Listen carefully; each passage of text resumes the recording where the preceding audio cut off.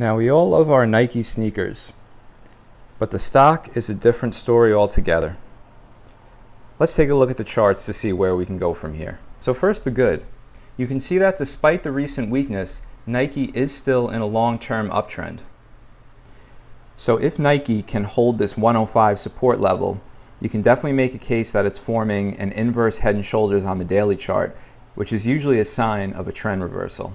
Now, just zooming in on the last month of price action or so, you can see that we are setting up for a possible bullish RSI divergence. You can see where price pulled back to just about the same level, but the RSI on the second pullback is a little bit higher. Now, Nike is in this zone of support between 100 and 105, and I drew this as a zone because you can see recently Nike is showing support around the 102 level, but last year it was showing greater support around the 100 levels.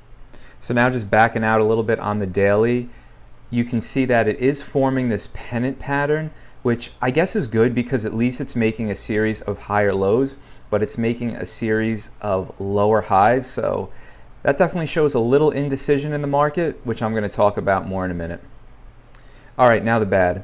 So I did just mention there is this pennant pattern forming, which isn't the worst thing in the world, but we are still, making a series of lower highs, which is not exactly what you want to see. Now, if this support zone between 100 and 105 can't hold, there is a lot of room down to the next support level around 80. Now, Nike is trading below all its major moving averages, especially the 200-day moving average on the daily and on the weekly. And whenever we're trading below the 200, we are in a bear market.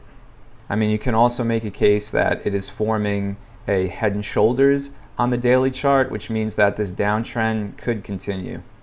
And then just zooming in on the daily chart here, you can see that we are on the verge of creating a death cross. And this is when the 50 crosses under the 200-day moving average, and this is a very bearish indicator. It hasn't formed yet, but it is getting very close.